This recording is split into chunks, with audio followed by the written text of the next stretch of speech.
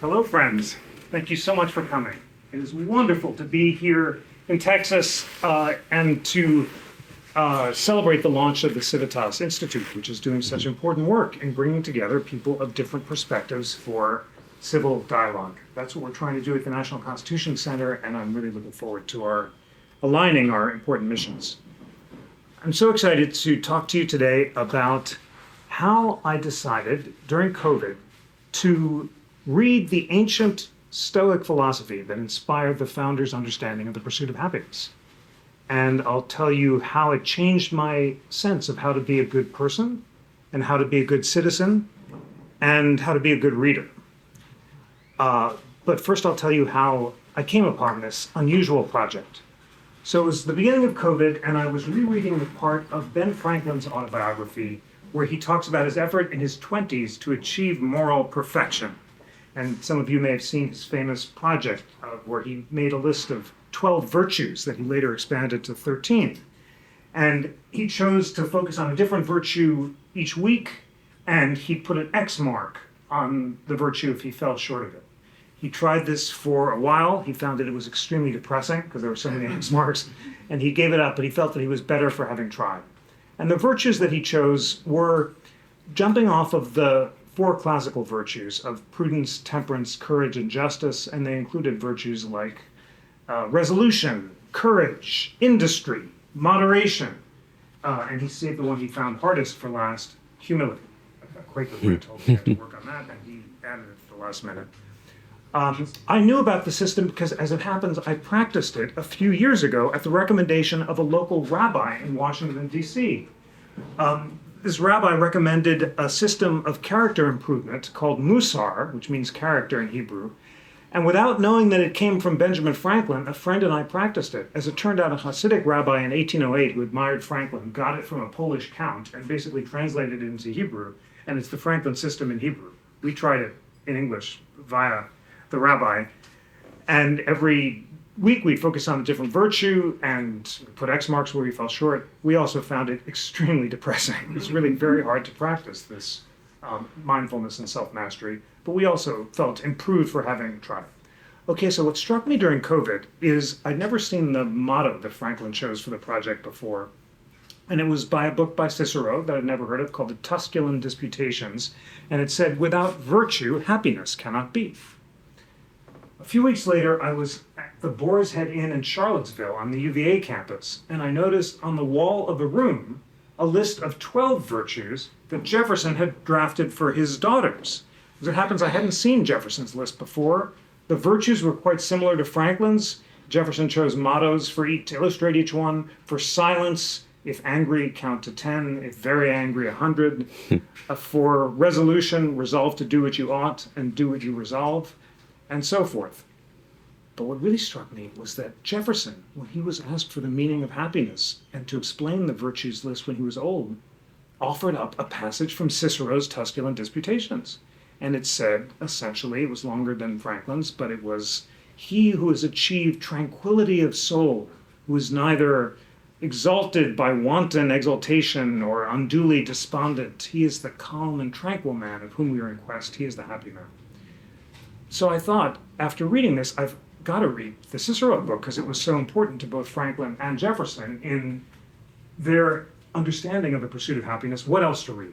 And then I came across Thomas Jefferson's reading list. And if you haven't found it, check it out. It's just so inspiring. He first offered it to kids who were going to law school and were asking him, how can I be an educated person? And he later expanded it over the years. And Jefferson's reading list is notable in its rigorous time management. He prescribes not only what you should read, but the time of day you should read it. So you have to get up before sunrise, read moral philosophy before sunrise, in the early morning, political philosophy and history, after lunch, geography and science, after dinner, so you're allowed some Shakespeare and poetry, and then to bed. And it's about 12 hours a day. It's very rigorous. What caught my eye was the section that he sometimes called ethics and sometimes natural religion. And at the top of this section was, first of all, Cicero's Tusculan Disputations, and then Cicero's On Duties. Marcus Aurelius, Epictetus, Seneca's letters, and then some Enlightenment philosophers. Locke, not the two treatises, but the essay concerning human understanding, Lord Bolingbroke, Francis Hutcheson, Hume. I had to read these books because it was a gap in my education. I've had this wonderful liberal arts education, and I'm grateful every day for the incredible teachers who taught me English, which I majored in college, history, government, political philosophy, and law. Despite all of these wonderful teachers, I'd missed these classic works of moral philosophy, which just had fallen out of the curriculum by the time I was in college in the 80s. And I remember yearning for this kind of guidance. The 80s were the greed is good decade, and it was the beginning of you do you and let it all hang out. And I was unsatisfied by the kind of message of hedonism and materialism that it focused. I also was unsatisfied by Puritan theology, which I was studying as an English major, and I found myself unconvinced by the rigors of Puritan theology, which said that salvation can only be obtained by God's randomly given grace, and no amount of faith or good works could actually change the place that you'd been assigned. This didn't do it for me, first of all, because I'm Jewish, and also because the message that salvation was impossible, even with a life of good works, seemed unsatisfying. And I wondered whether a purpose-driven life could be achieved by reason and reflection rather than sectarian authority. And what I didn't realize, because the answer was hiding in plain sight, is that this is exactly the lesson that the ancient philosophers had set out to answer. So here's what I did during COVID. I think I was inspired by Jefferson because it was such an unusual schedule, but I decided to get up before sunrise. I read the moral philosophy for an hour or two. I would watch the sunrise, and then I found myself writing sonnets to sum up the wisdom that I just read, which I know sounds extremely weird. I'd started writing some poems earlier, inspired by my wife, who's a poet, and then I saw a friend of mine did a YouTube video about how to write a Shakespeare sonnet, and it's easy, and the meter's simple, and there's supposed to be a volta or a change in the third verse, and it just seemed to me a kind of concise way of summing up or taking notes on the wisdom that I was absorbing. And it so struck me, I learned later, that all sorts of people in the founding era also were moved to write sonnets based on this moral philosophy, including Phyllis Wheatley, the great black poet who wrote her poems of virtue to George Washington, Mercy Otis Warren, the great anti-federalist who John Adams said was the poetical genius of the Revolution. Alexander Hamilton wrote some sonnets, and then the extraordinary, inspiring example of John Quincy Adams, who would spend a year in the White House reading Cicero in the original, in particular his favorite, the Tusculan Disputations, would write excellent sonnets, watch the sunrise, and walk along the Potomac. So there's something about the wisdom that craves to be distilled in this harmonious form, and that's what I did. So I spent a year getting up, reading the wisdom, writing the sonnets, and what I learned transformed my understanding of the pursuit of happiness. For the founders, happiness meant not feeling good, but being good, not the pursuit of pleasure, but the pursuit of virtue. And in particular, what I realized from reading the wisdom was that their understanding of virtue was based in self-mastery, self-improvement, character improvement.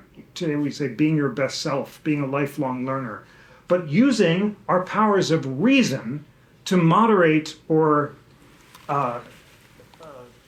tame or master our unreasonable passions and emotions. And that antithesis between reason and passion comes up so constantly, both in the ancient and the Enlightenment sources, that it was like a golden key to the entire moral psychology of the framers.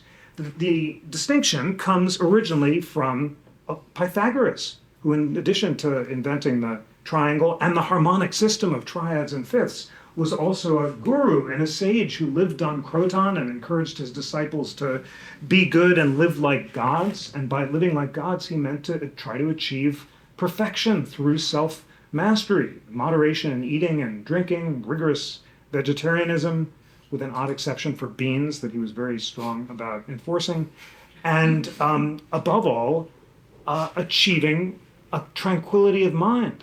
And it was Pythagoras who recommended the system of self-accounting before bed in his golden verses that Franklin picked up on and that Adams practiced.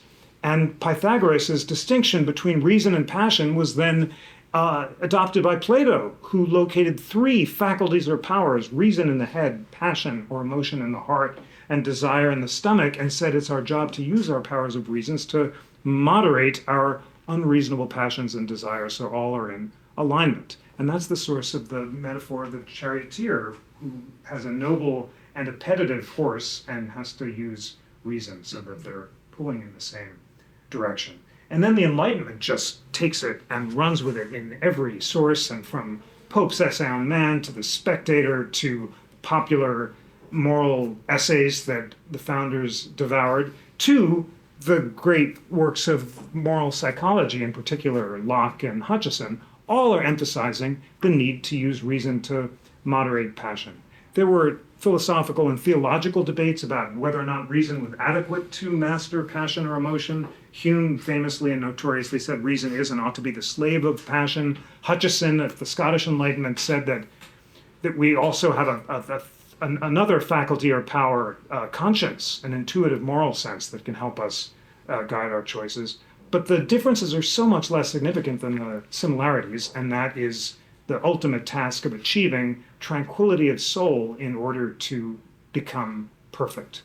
What I also want to stress is that there's nothing sectarian about this conclusion.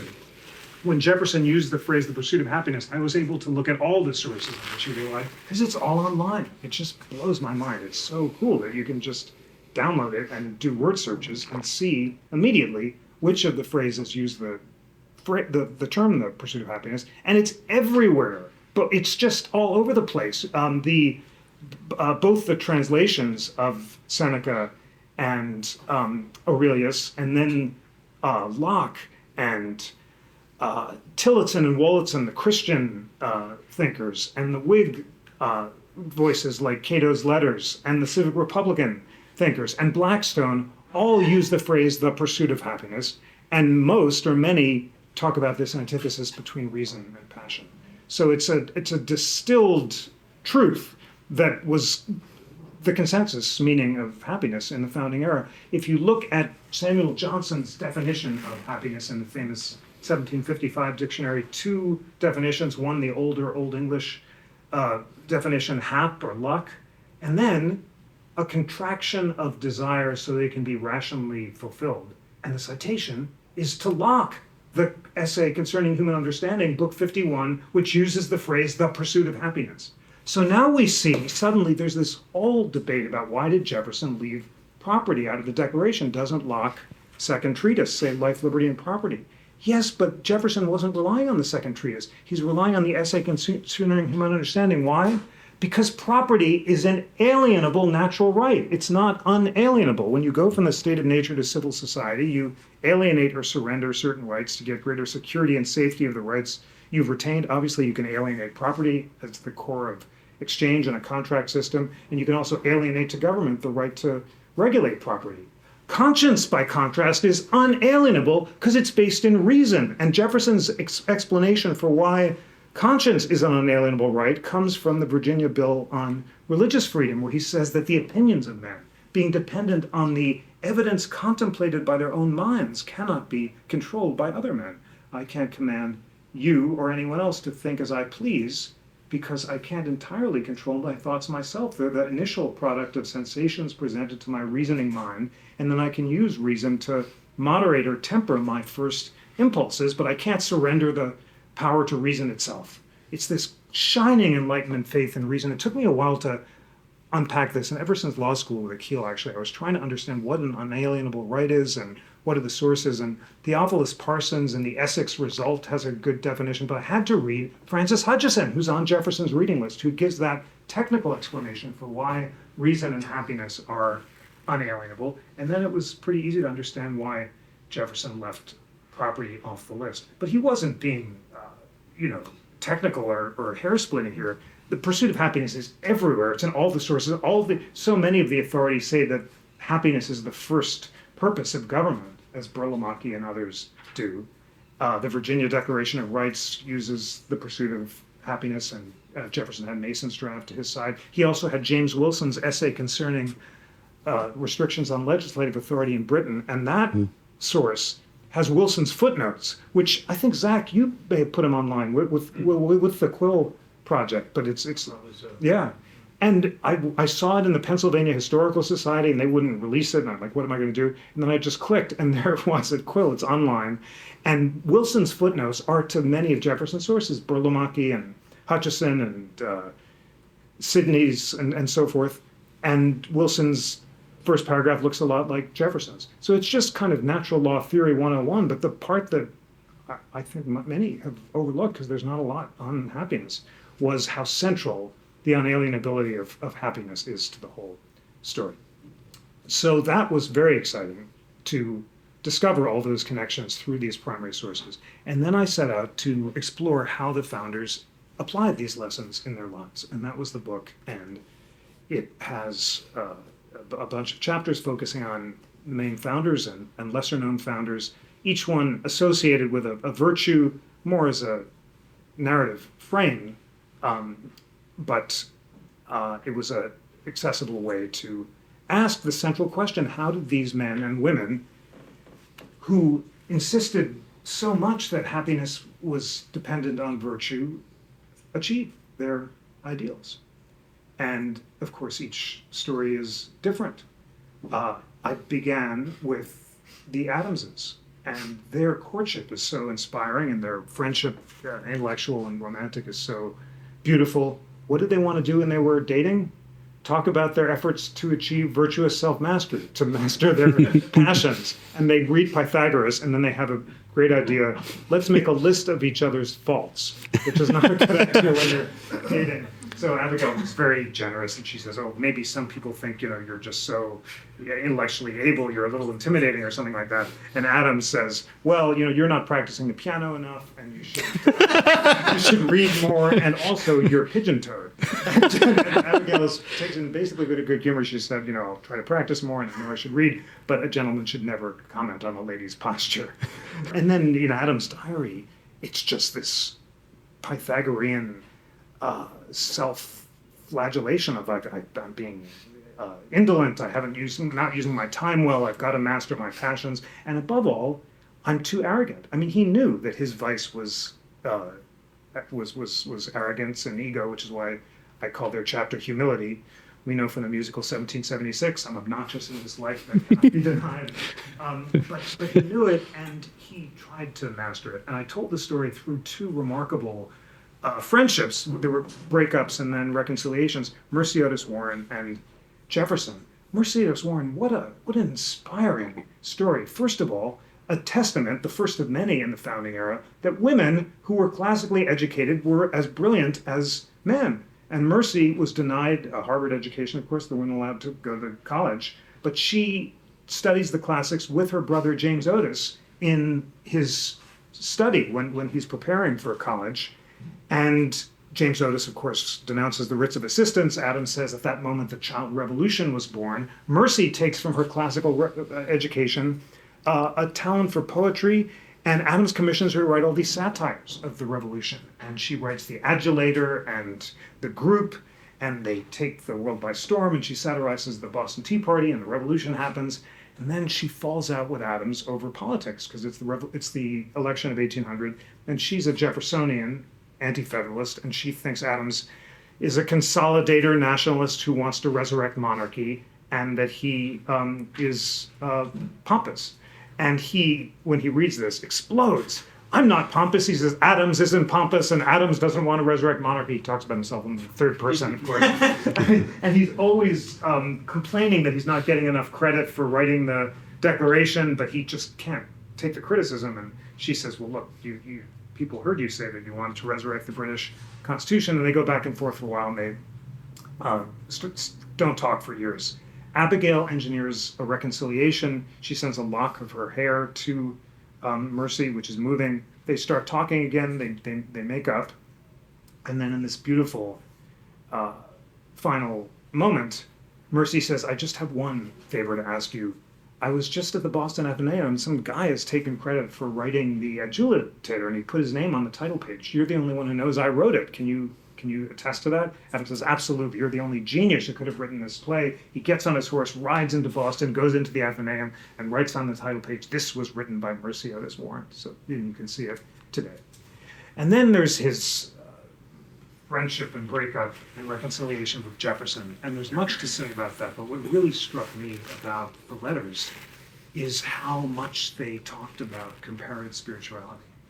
And also how hungry they were for books. First, the main takeaway is they've kept up their reading schedule. And Jefferson is still getting up before sunrise and reading voraciously. And Adams is too, and they're so eager for books. And Adams gets so excited when he hears that Pythagoras may have traveled in the East and read the Hindu Vedas. And he's convinced that once the translation of the Bhagavad Gita is published, it will make clear that Pythagoras took his distinction between reason and passion from the Vedic injunction that we are what we think and life shaped by the mind, and we should abandon attachment to external results, which sounds a lot like the Stoic dichotomy of control. It was a remarkable insight that he had before even reading the Vedas, but he was afraid that the translation wouldn't have been finished because Joseph Priestley, who was working on it, may have died. And Jefferson says, good news, Priestley lived. He finished the translation, I'll send it to you. And Adams is so excited because he thinks this will show the connection between the East and the West that he sums up in his mature conception of spirituality, which is love God and all his creatures, rejoice in all things, which he attributes both to the Vedas, renounce and enjoy. Gandhi summed it up, renounce attachment to external results and enjoy eternal bliss, and also to the hymn of Cleanthe, a Greek hymn.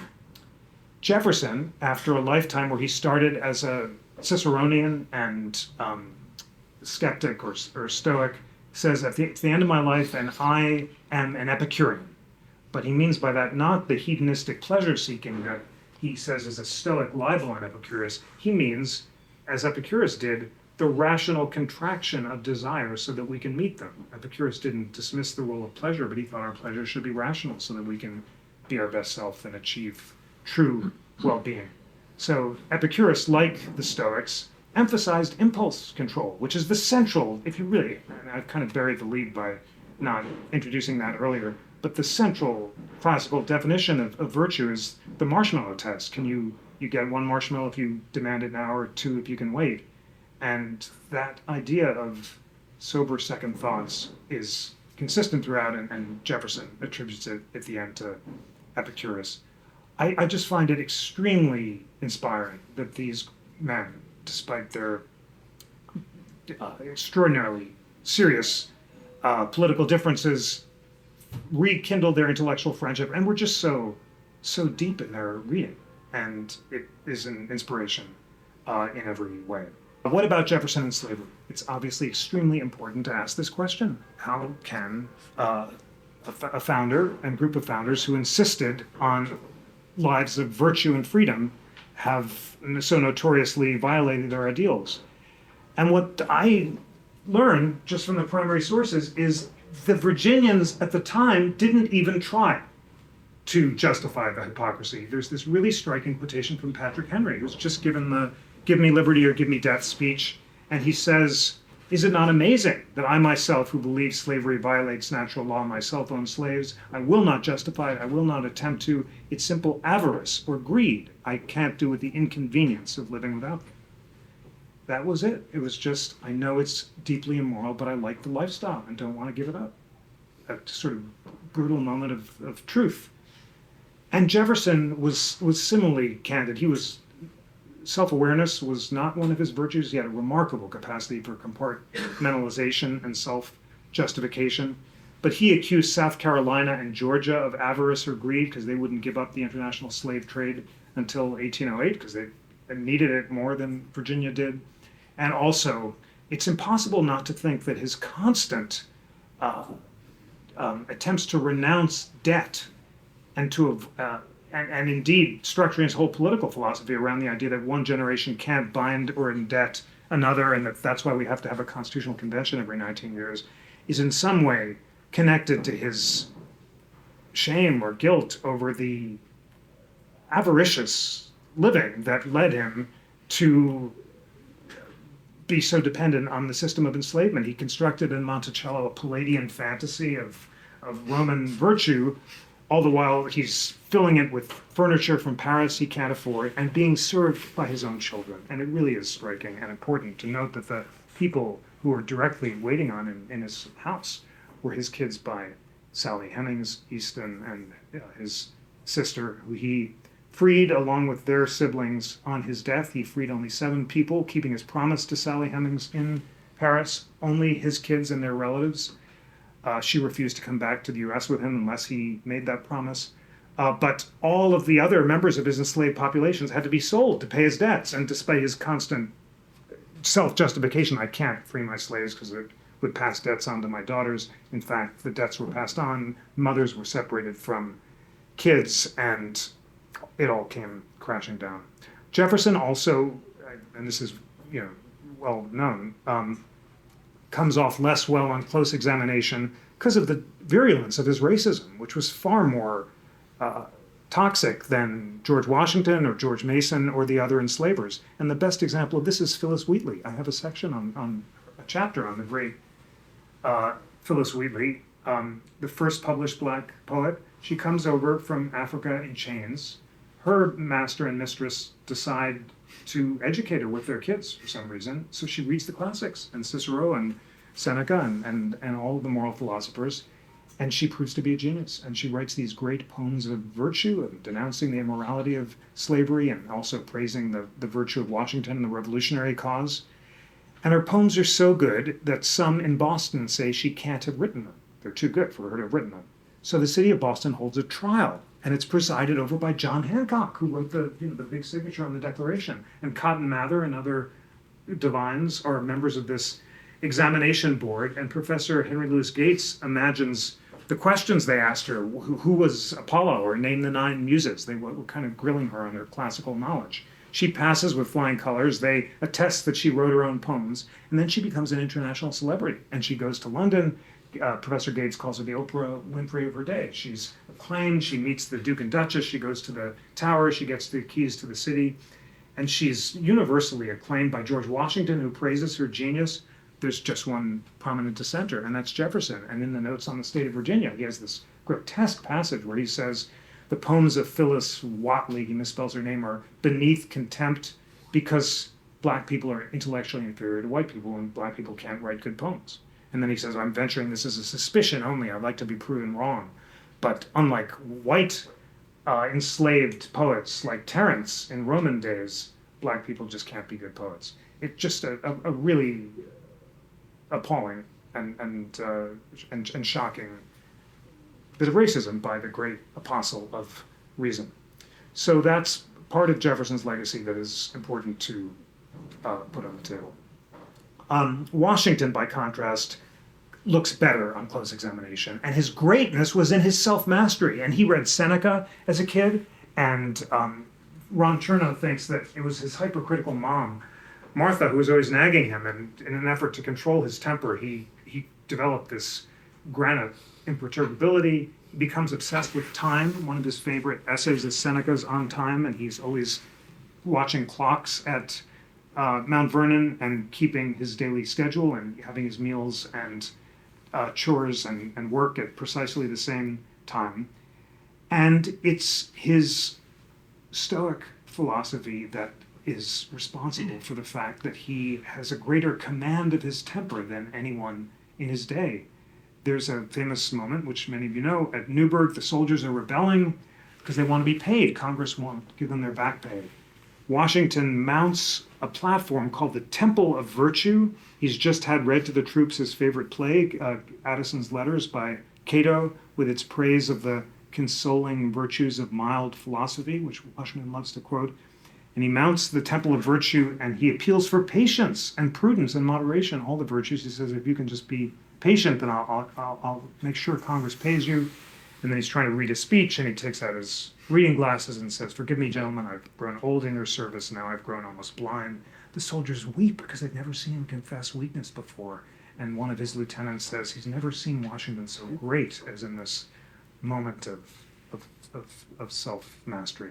And that's what makes him so great at the Constitutional Convention. He says almost nothing, but the simple, calm presence of his irreproachable authority and the fact that everyone knows he's going to be president allows the contesting sides to come together. The farewell address famously is a paean to virtue, and Washington says the republic will fall unless citizens find virtuous self-mastery to keep it. But I came to understand virtue in a more particular way. Washington is making the classical point that personal self-government is necessary for political self-government. And unless citizens can find the virtuous self-mastery to, first of all, learn about the principles of liberty and then to have civil dialogue with those who disagree about them rather than resorting to arms, then they, first of all, won't choose wise representatives, virtuous representatives who will show a similar moderation.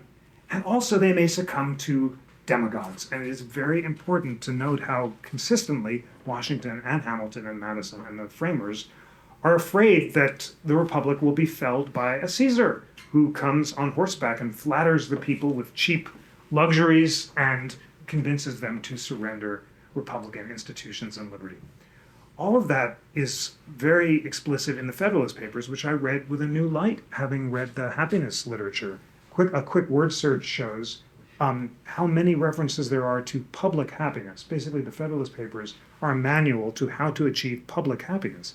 Because Madison and Hamilton had studied faculty psychology at Princeton and King's College. Faculty psychology, remember back to Plato with the passion in the head and the reason in the head, passion in the heart, desire in the stomach. Madison gets it from President Witherspoon at Princeton, and he's drawing a very self-conscious and explicit connection between political psychology and political philosophy. And suddenly I understood the Federalist Papers and mobs in a new light. The definition in the Federalist Papers is famously any group, a majority or a minority, animated by passion rather than reason, devoted to self-interest rather than the public good. Then Federalist 55, in all large assemblies of any character composed, passion never fails to wrest the scepter from reason. Even if every Athenian had been Socrates, Athens would still have been a mob. Obviously, they're concerned about mobs and Shays' Rebellion and the farmers who are rising up in Western Massachusetts and attacking the federal bankruptcy courts. But Madison, and Daniel Walker Howe paints this so beautifully, is explicitly making the connection that we have to achieve in the constitution of the state the same balance and harmony that we achieve in the constitution of our own mind. And the president is reason, and the Senate can be rational desire, and the House is passion, and the checks and balances of the US Constitution are supposed to mirror the checks and balances of our internal constitutions. That's why Madison is so excited when he gets Jefferson's books from Paris on Condorcet and public opinion. And he, like everyone, is really concerned about whether the whole thing is going to fall to demagogues. And Madison loves Condorcet's idea that a new class of enlightened journalists that they both call the literati, will publish complicated arguments like the Federalist Papers in this new technology, the broadside press. And citizens will read the Federalist Papers and they'll deliberate about them and they'll talk to their House members, but they'll never communicate directly with the president because you can't have direct communication between the executive and the people, and slowly reason will diffuse across the land. And also, because America's so big, it'll be hard for mobs to discover each other, and by the time they do, they'll peter out and go home. Those two ideas, which Madison gets from Hume, that the large republic in the system of representation will mean that Montesquieu was wrong, that you could only have republics in small territories, are all based on the advantages of time and space and the idea that news is going to travel slowly, basically. And when it does, the literati can refine public opinion through text. It's obvious that our new world of Instagram and X, or whatever it's called, is the opposite of Madison's hopes, and enraged to engage and post based on passion traveling further and faster than those based on reason, and all of the polarization and gossip and factionate anger and jealousy and fear, all those classical vices that so many are animated by today, are the antithesis of Madison's hopes. It's a very serious challenge for democracy, but it's important to get the wisdom of the ancients that the solution is deep reading. And if there's a takeaway from the project for me, it's rediscovering the liberating, radical power of deep reading. I've gotten out of the habit of reading stuff outside of my deadlines and my immediate work. And this unusual, odd, unexpected project of spending a year reading this moral philosophy, not for any instrumental purpose, because I wasn't expecting to write about it, but just because I thought I would benefit from it, was so stretching. And it just blows my mind that I was able to engage in all of this reading lying on my couch in Washington, D.C., because all the books are online. It's just incredible. They're either the cheap Delphi editions of the out-of-print translations for $1.99, the complete works of anyone, which I have on this device, or the actual books the founders read, like Adams's copy of Priestley on the Bhagavad Gita with their marginalia. Zach is doing such important work to digitize so much of this, and it's just, if there's an antidote to the horrors and distractions and factionate trivialities of social media, it's the fact that all of the books of the world are here if we just have the self-discipline to read them. And I was so struck when I finished this that I remember when I was a kid, I went to the Thomas Jefferson building in DC, which I really still think is the most beautiful of all buildings in Washington. And there are these wonderful legends of philosophy and art and inspirational quotations. And I was so filled with wonder as a really little kid at the thought that all the books in the world were in the Library of Congress. That was so moving. It still is. And now, even more books are on my iPhone. And all I have to do is take the time to read them. And what I got from the whole project was the really empowering wisdom of habits. So now I'm still trying to get up early, and in the morning I reach for my phone, but I'm not allowed to browse or scroll. I have to read. It's just a rule. And I can't stop reading a book until until the sunrise or whatever. And I'm still doing a lot of reading. It's really great. That's a new habit. And I feel like I'm very much engaging in the kind of industry that the founders would have hoped for. And like them, having seen how hard they were on themselves for wasting time, time is a gift repaid by industry, by squandering it, what fools we mortals be, says Seneca in the passage Shakespeare quoted. And they just, to think of Adams and Jefferson just struggling to get access to books, or to think of the examples of Abraham Lincoln and Frederick Douglass, made me feel like it's a responsibility, a duty, to use a word they use a lot, to take advantage of this unbelievable opportunity that we have to engage in self-education. If I can just turn off the darn device for scrolling for other purposes. Let me tell you, if I may, let's see what time it is. I want to quickly tell you about Lincoln and Douglas as an inspiring force. Is that good or shall I? You're fine. Yeah, go right ahead. Okay.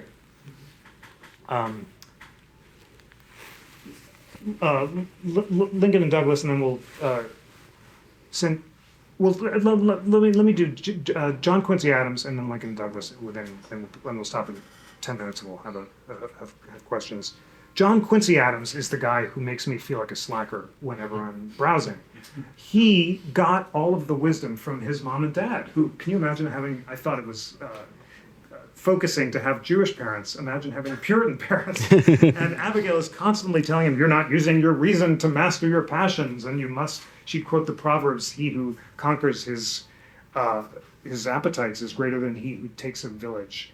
And, work harder, stop wasting time, and so forth. He's 27 years old, and there's this great entry in his diary, the most revealing diary of any American president by many accounts, where he says, I'm 27 years old. He's just turned down a U.S. Supreme Court appointment. He's wants to stay as minister to Russia. And he says, I haven't accomplished anything. I'm just wasting all my time. I'm spending too much time at the theater. I'm drinking too much. I'm getting fat. I'm just totally making a hash of it, because he felt like he should be perfect. He got it from the classics. He was the first Boylston professor at Harvard, and also from the Bible. He was a deep reader of the Bible, and it was his close reading of the Bible that led him to send a series of letters to his son, George Washington Adams, enjoining him to be perfect. The pressure was too great for George Washington Adams, who also had the burden of that terribly grand name, and he descended into alcoholism and then he jumped off a steamship and killed himself. And Adams is devastated. His world has fallen in. And he's just lost the presidency as well. He doesn't know if he can carry on. What does he do? He turns to Cicero, and he spends a year reading Cicero in the original, in particular the Tusculan Disputations. And he takes as his personal motto a passage from the Tusculans that says, I plant for the benefit of future generations. He hopes that the seeds will come to fruition in the future. And then based on this year of reading and reflection and sonnet writing, he decides to transform himself into the greatest abolitionist of his age. And he goes back to Congress, and he serves in the House, and he denounces the gag rule prohibiting abolitionist petitions from being introduced, and he introduces a constitutional amendment to end slavery. And he becomes convinced, based on his own close reading of the Bible, that slavery violates the promise of Jesus, that I shall free all the captives. And he is determined to efface the stain of slavery. He also wrote the most amazing speech on the Jubilee of the Constitution in 1839 that concludes with this incredible exhortation about the duty of parents to teach the principles of the Declaration and the Constitution to kids. It should be a mission statement for Civitas and the NCC. It's something like, I'm not going to do it justice, but it's take these principles as a frontlet between your eyes, whisper them to your children each night, imbibe them and brand them upon your heart, or the Republic will fall. It's just really important to teach these golden principles, which he also connected back to the duty of self-mastery. And then he has this amazing death where he casts a vote against the Mexican War, he collapses on the floor of the House, he's carried to a sofa, and his last whispered words are, I am composed. And he gets it from Cicero, the idea of the composed or self-mastered man achieving the calm tranquility that defines happiness. It's just beautiful and so inspiring. And then Adams, and this will take us home, Adams is the great inspiration for Lincoln and Frederick Douglass. Lincoln acclaims him as the great abolitionist and gets his arguments against slavery, in particular that it violates natural law in the Declaration and that Congress has the power to ban it because of broad congressional authority. He gets that from Quincy Adams. And Lincoln also gets his classical learning, obviously not from a university, but from the McGuffey Reader and Murphy's English Reader and popular readers of the time, all of which excerpted the classics, Cicero and Seneca, as well as excerpts from Ben Franklin. And it was that gave Lincoln his focus on a self-reliance and being a self-made man. Henry Clay called him a self-made man, a label he embraced. And he was constantly living the life of industrious self-mastery and urging it as the centerpiece for the success of the American experiment. And then there's Frederick Douglass. And if anyone ever suggests that this wisdom is the providence of elitist white guys, think of how Frederick Douglass reacted when he was told by his wicked master that his mistress had to stop teaching him how to read. He felt crushed. It was almost as bad an enslavement as the chains that had previously bound his body because they were trying to shackle his mind. What did he do? He went out to the streets of Baltimore and he bought reading lessons with bread. On the streets of Baltimore, he paid boys in bread to teach him how to read, and then he found this golden book called the Columbian Orator, and it contained excerpts from Cicero, Seneca, all of the books on the reading list, along with a dialogue on slavery that convinced Douglass to become an abolitionist and to become the greatest freedom fighter of his day.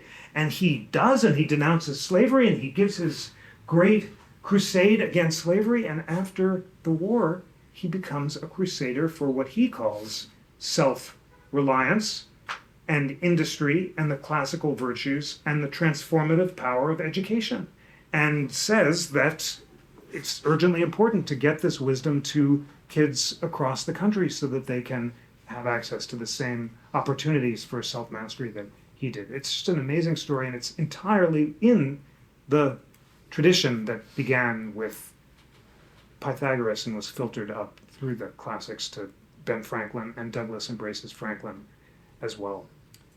it's a serious question about how this central definition of happiness, which pervaded uh, schools and minds from ancient times through the 1950s, as far as I can tell, why it dropped out of sight. You still see references to it in the popular readers of the 40s and 50s when McGuffey Reader was still taught. My mom graduated from New York public schools in 1950, the same year that Ruth Bader Ginsburg did. Ruth Bader Ginsburg got the wisdom from her mom, who got it on the Lower East Side of Manhattan and told her avoid unproductive emotions like anger, jealousy, and fear, and enjoined her to achieve self-mastery so she could be industrious, and she became one of the most industrious geniuses of her time. It was the center of the major law school textbook in the 19th century. I saw excerpts from these same texts were right there, and then it fell out. Why?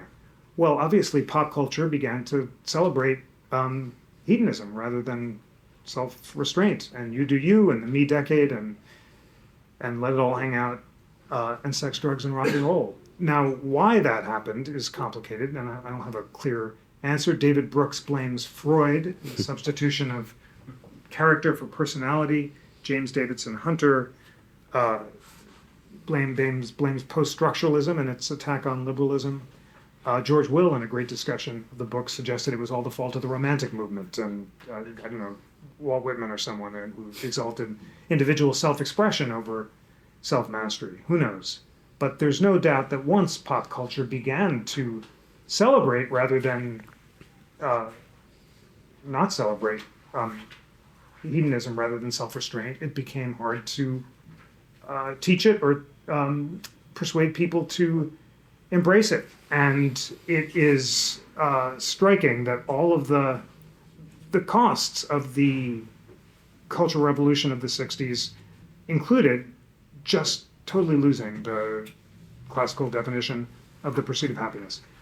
I have become an evangelist for the virtues of deep reading. I think this is the takeaway, and I think it is available to all. It is not essentially or primarily a question of access, but a question of habits, and also of the transformative power of primary text. It's so important to go back to the primary text and judge for yourself. That's why the NCC is putting a lot of these texts online in a founder's library selected by liberal and conservative historians. It would be great to talk with you about what we can do to align it and to create accessible courses and modules and podcasts and videos that'll just inspire people to read, because that's what they got to do. And the videos are not a substitute for the reading. You actually have to read. And of course, it doesn't have to be moral philosophy. Any habit or pattern of deep reading of good, real books is really good.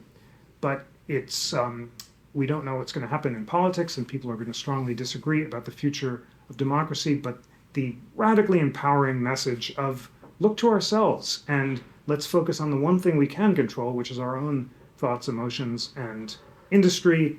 And let's begin by trying to become more perfect through the transformative power of deep reading. Thank you so much.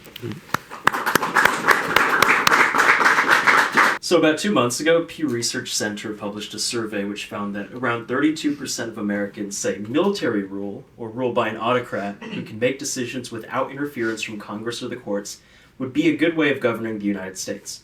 And drawing on your deep reading of the wisdom and experiences of the founders, how do you think the founders would respond to a lot of these Americans who are at least deeply skeptical about the virtues of self-government? Such an important question, and that Pew number is really striking and sobering. I can't overstate how afraid they were of demagogues, and from different perspectives. Hamilton is most afraid of a Caesar who will be exactly that, an authoritarian who will come in, might win the election, but then flatter the people with luxury and install himself as a dictator for life. And he has this incredible quotation, which is worth resurrecting, about how a man in the future, loose in morals and ambitious of temper, who will come in and sow the whirlwind. It's very, very powerful. Hamilton's solution is a president elected for life on good behavior, because if the president can't be eligible for re-election, then he won't be tempted to become a Caesar and to subvert democracy to prevent himself from losing. But I found this incredible letter from Jefferson, who's afraid from the opposite side.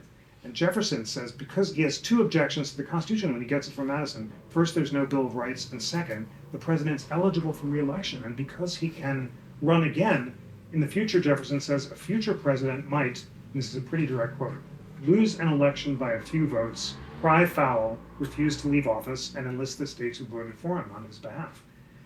Jefferson's solution to the anti-democratic demagogue is a one-year term limit. So the president can't be tempted to steal an election. Regardless of which you fear more, they're deeply skeptical of democracy because all the past republics have fallen. They've gone the way of Greece and Rome. Jefferson's more of a Democrat than all the others, but he wasn't at the convention. The others were very, very concerned. Washington, Franklin, and so forth. And that's why the whole system is designed to avoid direct communication between the president and representatives, and to prevent populist factions from forming. And remember, a faction is a majority or a minority animated by passion. My new book is about how the Hamilton-Jefferson debate defined all of our political and constitutional history. And it's amazing how repeatedly the fears of demagogues that Franklin and Jefferson fought over during the Whiskey Rebellion and during the fight of the Citizen Genet who tried to stir up insurrection recurs throughout American history. I think the definition of a demagogue that I'm going to use, it's not a populist because you can kind of appeal directly to the people without being a demagogue. Jackson did that, but then he voted against nullification and saved the Union. But I would say it's a political figure who stirs up populist discontent by denouncing elites and ultimately stirs up insurrection and threatens the Union. Violent insurrection threatens the Union. And that takes you throughout American history to the secessionists before the Civil War, to the redemptionists after the Civil War, to those who resisted federal authority during the Civil Rights Movement, to Huey Long, and now today. And I don't, it's not just a partisan anti-Trump thing to say the dangers of demagogic insurrection are all around us, and social media has had something to do with it. But it's also that the presidency has become much more populist than the founders hoped.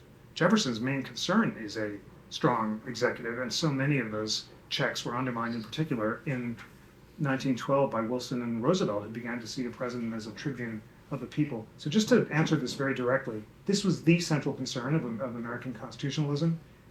None of the founders are really fans of direct democracy. All are really scared of demagogues. Maybe we've been lucky for 250 years and the chickens are coming home to roost.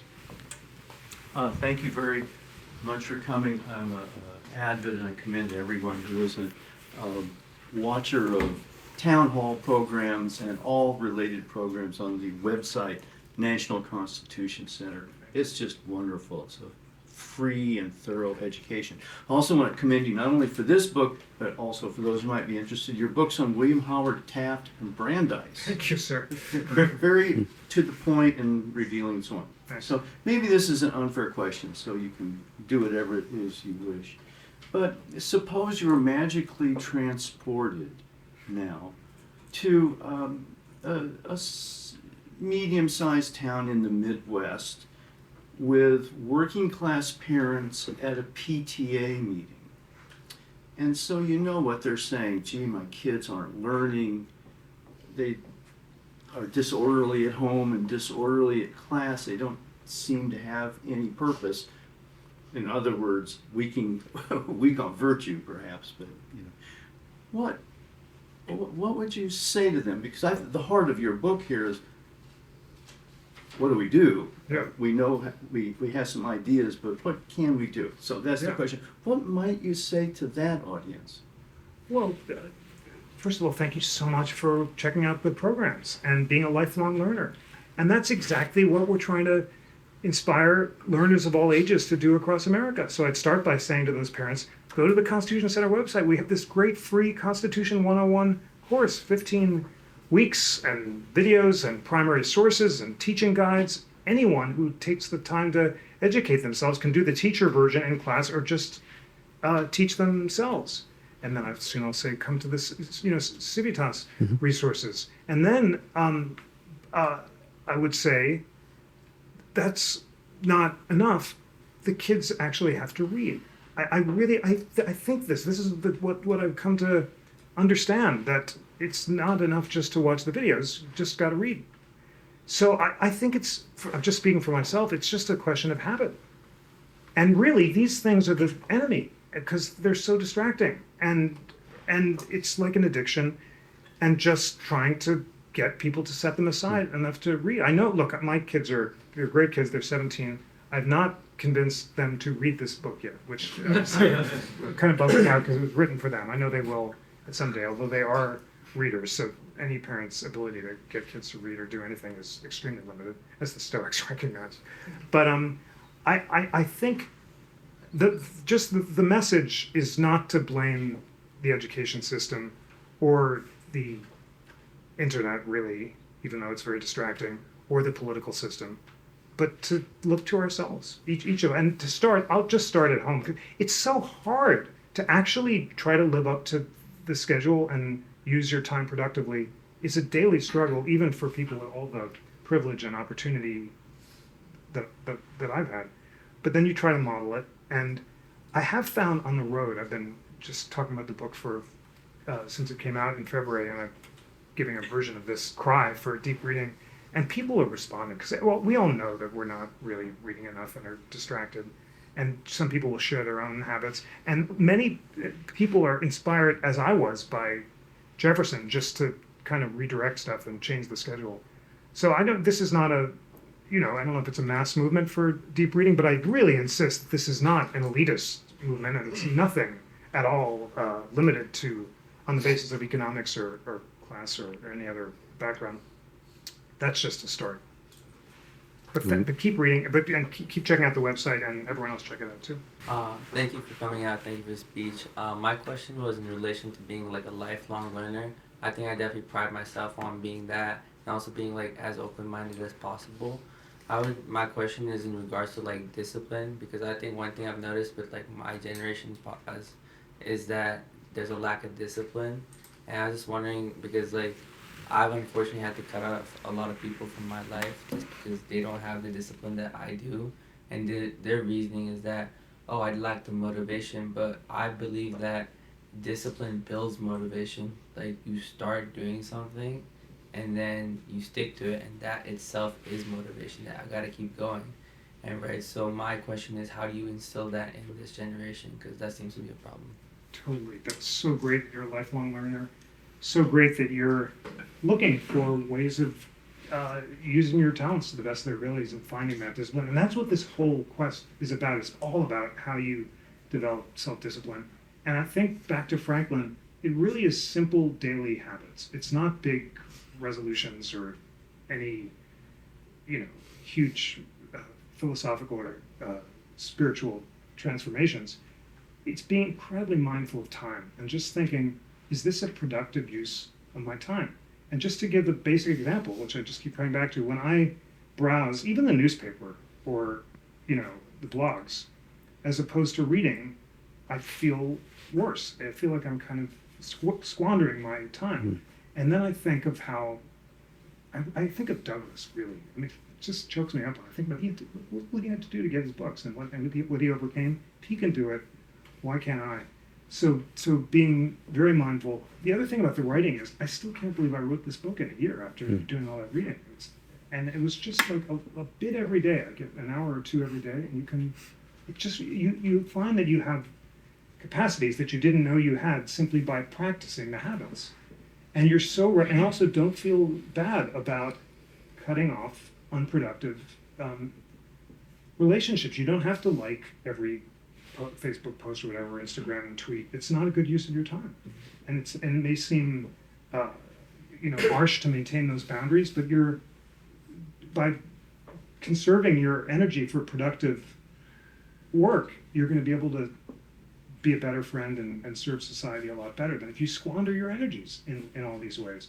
It's not intuitive, but Goethe has a line that says, "In limits we the limitless explore," and it's just in those were self-imposed restraints, that self-discipline.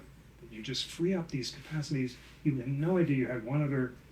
I'm just now sharing away, but I played the piano. I took it up again a while ago, and I once said my piano teacher, I said I'm not that good. He said you have no idea how good you'll be unless you practice. So too, I played a lot during COVID. Started writing songs recently in the morning. Never knew I could do that. And you just try it, and then you take a little time, and you got a whole lot of songs. And it's so fulfilling to do that kind of creative work, and it's all because of this. In the morning, I'm not allowed to browse kind of thing.